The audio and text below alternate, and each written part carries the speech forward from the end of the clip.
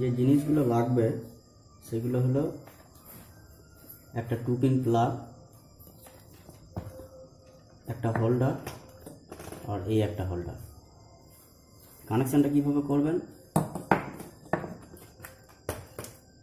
সেটা তারের একটা দিক এই হোল্ডারটা কানেকশান করে নেবেন, আর বাকি যে দিকটা উল্টো দিকটা সেটা এই প্লাগের সাথে কানেকশান করে নেবেন। আর মাঝের যে এইটাকে হোল্ডারটাকে আমি কানেকশান করেছি, এটা একটা তার কেটে এখান থেকে একটা তার কেটে এই হোল্ডারটার সাথে কানেকশান করে সিরিজ কানেকশান করে নিয়েছি। আর এই ল্যাম্পটা যেটা আছে এটা 10 ওয়াটের ল্যাম্প। 10 ওয়াটের ল্যাম্পটা দেওয়ার কারণ হচ্ছে এই ল্যাম্পগুলো বেশিরভাগ 10 ওয়াটের, 9 ওয়াটের বা 7 ওয়াটের। এই ল্যাম্পটা লাগালে এর ভিতরের সার্কিটগুলো খারাপ হয়ে যেতে পারে, তার জন্য 10 ওয়াটের ল্যাম্পটাই লাগানো আছে। 9 ওয়াটের বেশি হলে ল্যাম্পটাকে চেঞ্জ করতে পারেন, 100 ওয়াটও লাগাতে পারে। লাইনটা দিলাম। এটা যেমন 12 ওয়াটের ল্যাম্প, এক্ষেত্রে সিরিজ ল্যাম্পটা লিঙ্ক করতে পারে। এটা 12 ওয়াটের ল্যাম্প,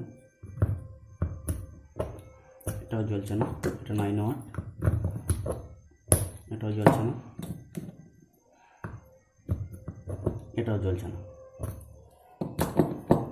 ল্যাম্প কটাকে খুলে নিই। যদি আমি খুলে রেখে দিয়েছি আলগা করে,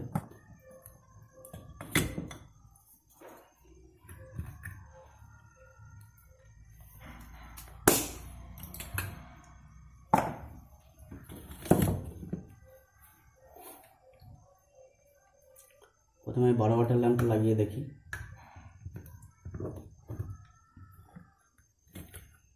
আর একটা চিমটি লাগবে, এই চিমটিটাকে অবশ্যই ভালো করে টেপ জড়িয়ে নেবেন যাতে শর্ট না লাগে। এখানটায় প্রথমে একবার শর্ট করে দেখে নিতে হবে যে এর সার্কিটটা ঠিক আছে কিনা। হ্যাঁ, তাহলে সার্কিটটা ঠিক আছে। মাল্টিমিটার দিয়েও চেক করতে পারেন। 200 ডিসি 200 ভোল্টে রেখে 80 কি 100-র মধ্যে ভোল্টেজ হবে। দেখি, জ্বলে গেছে, এটা ঠিক আছে। পরের ল্যাম্পটা দেখি।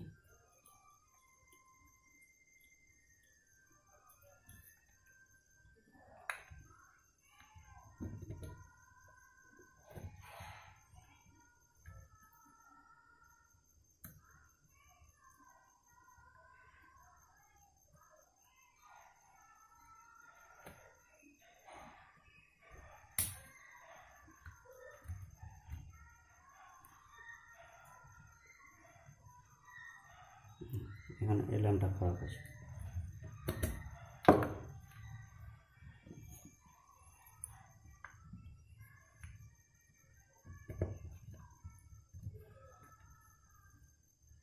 এই ল্যাম্পটা হালকা জ্বলছে,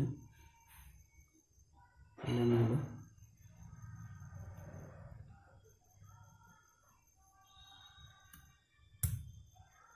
কিন্তু এটা শর্ট করলে কোনো ফায়ারিং করছে না। সম্ভবত সার্কিট খারাপ থাকতে পারে। দেখি একবার মিটার দিয়ে মেপে দেখি।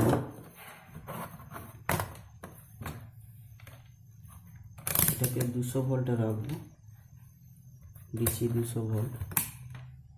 এই ল্যাম্পগুলোর যে ভোল্টেজটা এখানে আসে এগুলো 80 থেকে 100, 110 এরকম হয়।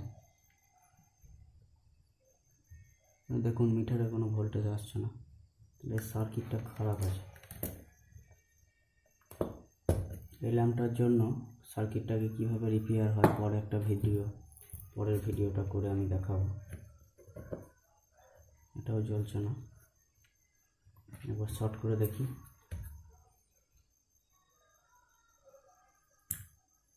এটা ফায়ারিং করছে না কিছু।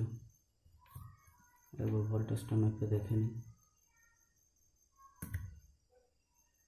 এটারও সার্কিট খারাপ আছে। এই ল্যাম্প দুটো পরের ভিডিও আমি দেখিয়ে দেবো। এই দুটো যে ল্যাম্প খারাপ আছে এই দুটোকে কীভাবে রিপেয়ার করবেন। এটা দুটো, এই ল্যাম্পটা যেটা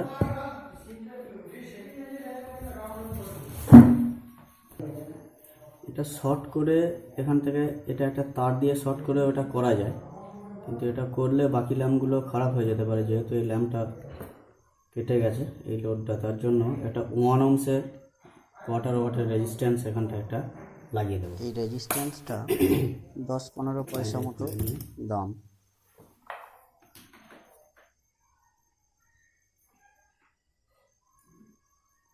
আয়রন দিয়ে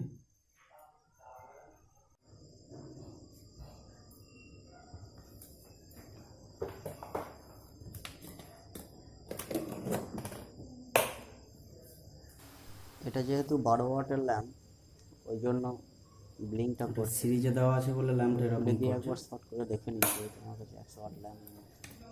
যেহেতু এটা 10 ওয়াটের,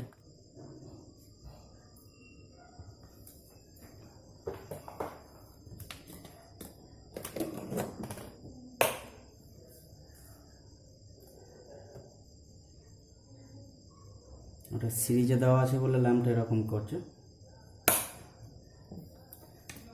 যেহেতু এটা 10 ওয়াটের, এটাকে শর্ট করে দিলে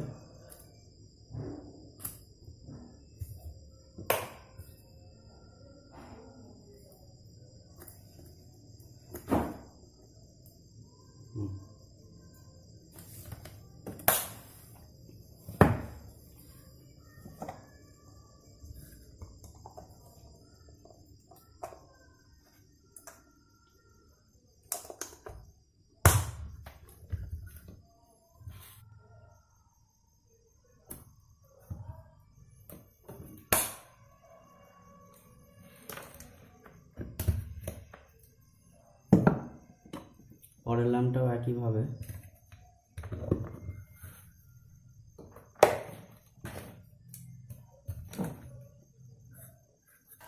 এলইডিটা তোলার সময় আয়রনটাকে একটু ভালো করে হিট করে নিতে হবে, আস্তে আস্তে করতে হবে যাতে ফয়েল লাইনগুলো না উঠে যায়।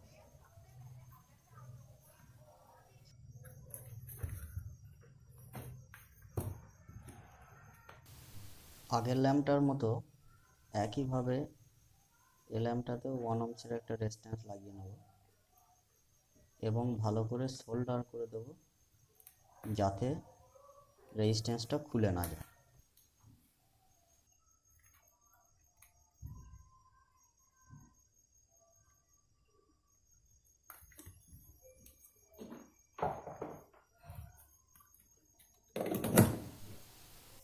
তাহলে বন্ধুরা দেখতে পাচ্ছেন কিভাবে 10 পয়সায় একটা এলইডি ল্যাম্প রিপেয়ার করা যায়। ভিডিওটা যদি ভালো লেগে থাকে লাইক করবেন, বন্ধুদের সাথে শেয়ার করবেন এবং সঙ্গে থাকার জন্য সাবস্ক্রাইব করবেন। শেয়ার করবেন। সকলে ভালো থাকুন, সুস্থ থাকুন, ধন্যবাদ।